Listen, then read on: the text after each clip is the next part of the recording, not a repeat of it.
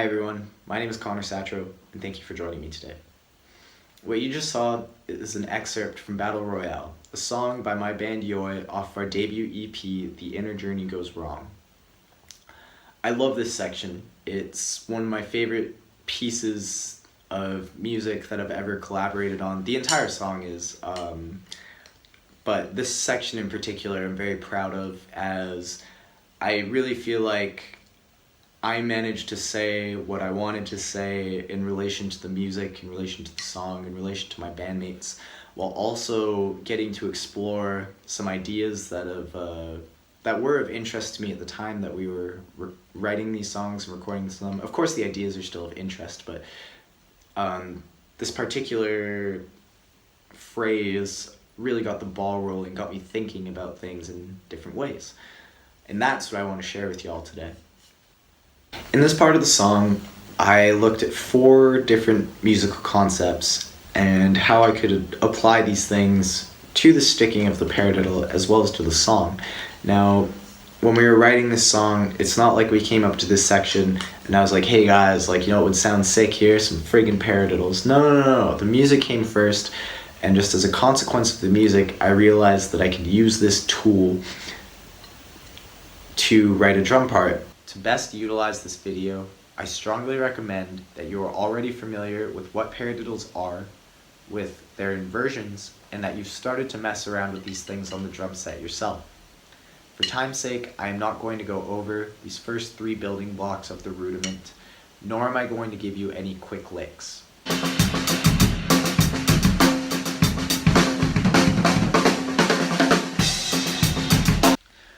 This information is readily accessible on the internet, in books, or through a good teacher.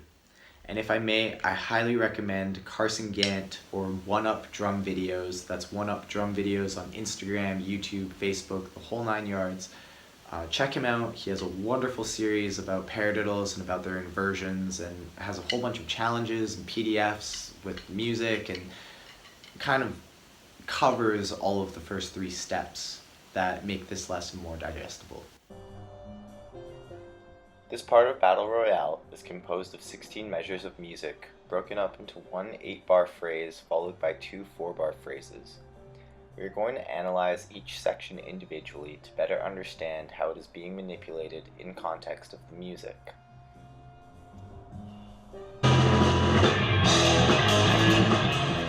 The first part of this excerpt is an 8-bar phrase in which the guitar and bass are playing a continuous quarter note feel, as well as establishing the theme of the next 2 sections.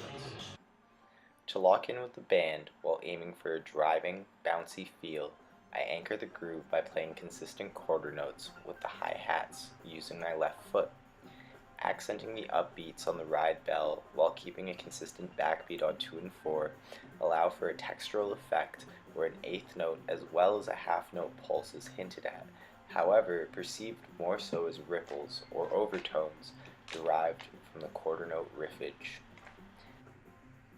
If you look at the pattern between beat 3 of the first measure and the of beat 2 in the second measure, orchestrated between the left hand and the right foot is a paradiddle. The shape of the paradiddle contrasted to the rhythms being played between the right hand and left foot helped to add a sense of direction, as this riff could vamp on forever.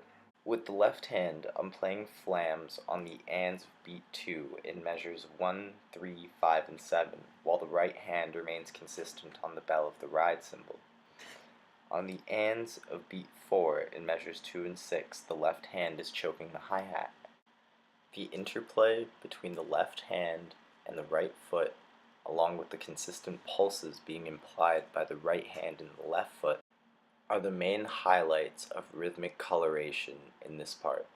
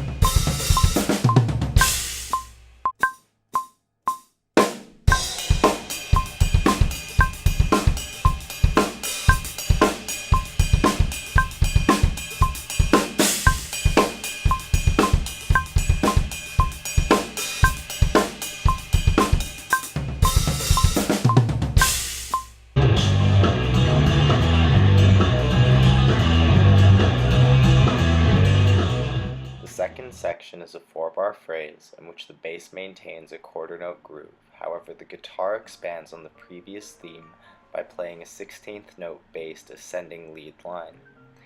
To make this part push a little harder, I established an 8th note pulse on the hats. Measures 1, 2, and 3 are anchored by a steady backbeat and a left-hand lead paradiddle orchestrated between the kick and left hand on beat 4. The right hand colors in this phrase with syncopated bell hits.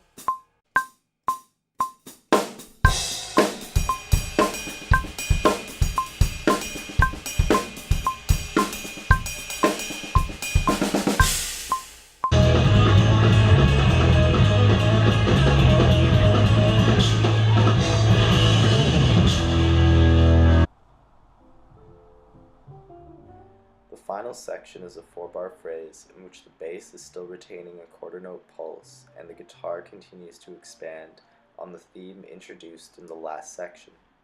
Splicing is a classic DJ technique in which you take one rhythmic phrase and break it up into smaller parts, and then repeat those smaller parts to make longer phrases, and etc. etc. These final 4 bars are based around the concept of splicing a paradiddle into groups of 3s and 2s, turning those groups of 2s and 3s into 5s and 3s and 2s, and then organizing everything in such a way that you're just playing in 4. When applied to rudiments such as the paradiddle, splicing can be utilized to create some pretty interesting rhythmic phrases.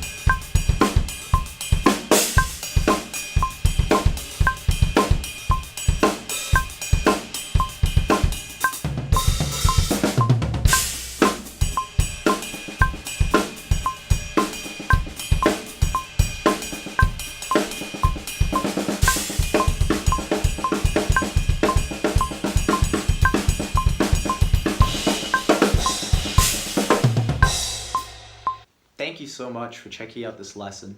I really hope that you learned something, or at the end of the day that it gets you thinking about music. If you have any questions, comments, or concerns, you can hit me up on Instagram @_Frownland, shoot me an email, satroconnor@gmail.com, hit me up on Facebook, or if you're in the Seattle area, come say hi.